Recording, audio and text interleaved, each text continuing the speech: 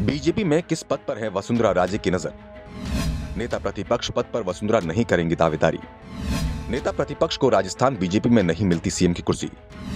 CM दावेदारी पेश कर रही हैं वसुंधरा, लेकिन हाईकमान तैयार नहीं। वसुंधरा राजे सिंधिया ने नेता प्रतिपक्ष पद लेने से इनकार कर दिया। वैसे इनकार नहीं किया, बल्कि उन्होंने इसके लिए दावेदारी ही नहीं की। पार्टी की ओर से भी संकेत मिल रहे हैं कि वो किसी नए चेहरे पर दांव लगा सकती है, लेकिन नेता प्रतिपक्ष की कुर्सी मिलने का मतलब ये नहीं माना जाए कि सीएम उम्मीदवारी का रास्ता साफ हो गया है। राजस्थान की पूर्व सीएम वसुंधरा राजे सिंधिया की नजर अभी भी सीएम की कुर्सी पर है और बीजेपी में नेता प्रतिपक्ष या प्रदेश अध्यक्ष को ही चुनाव जीतने के बाद सीएम पद मिलता है, ऐसा आमतौर पर होता नहीं है। और इस बार तो नेता प्रतिपक्ष के पास करने को ज्यादा काम भी नहीं है, क्योंकि बजट सत्र समाप्त होने के बाद सिर्फ विधानसभा का मॉनसून सत्र होना है। उसके बाद राजस्थान में विधानसभा चुनाव का ऐलान हो जाएगा। इसलिए उम्मीद इस बात की है कि बीजेपी किसी को नेता प्रतिपक्ष बनाए ही नहीं। ऐसा पहले भी हो चुका है, जब पार्टी ने नेता प्रतिपक्ष का पद लंबे समय तक खाली रखा था।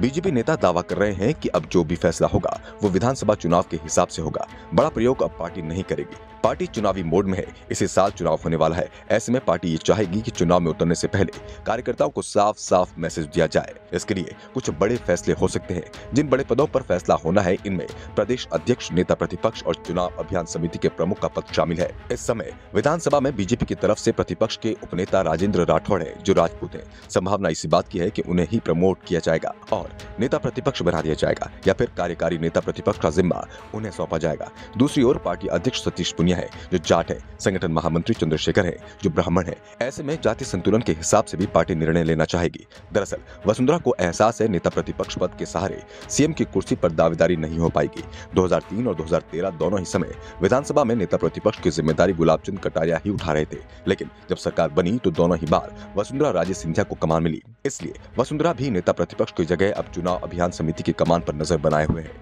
वे चाहती हैं कि अगले चुनाव में टिकटों के चयन में उनकी भूमिका रहे। ऐसे में चुनाव कैंपेन कमेटी के अध्यक्ष का पद ज्यादा महत्व रखता है। हालांकि ये भाजपा के केंद्रीय नेतृत्व को तय करना है कि उसे वसुंधरा राजे को किस भूमिका में रखना है। वैसे ये तो साफ हो चुका है कि बीजेपी इस बार किसी के दबाव में नहीं आएगी और चुनाव से पहले राज्य में सीएम चेहरा घोषित नहीं करेगी। चुनाव प्रधानमंत्री नरेंद्र मोदी के चेहरे पर ही लड़ा जाएगा। राजस्थान में पहले से ही प्रमुख नेताओं के कई गुट बने हैं। पार्टी के लिए सबसे बड़ी समस्या है कि किसी भी एक गुट से किसी नेता को आगे करने की स्थिति में दूसरे खेमे द्वारा चुनाव में नुकसान पहुंचाया जा सकता है।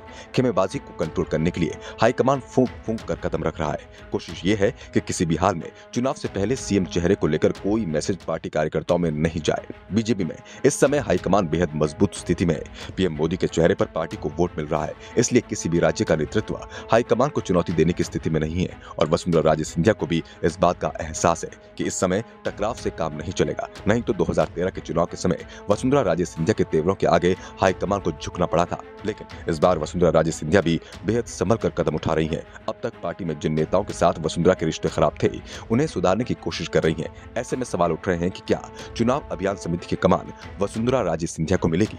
Bureau report, the Navdarpan news.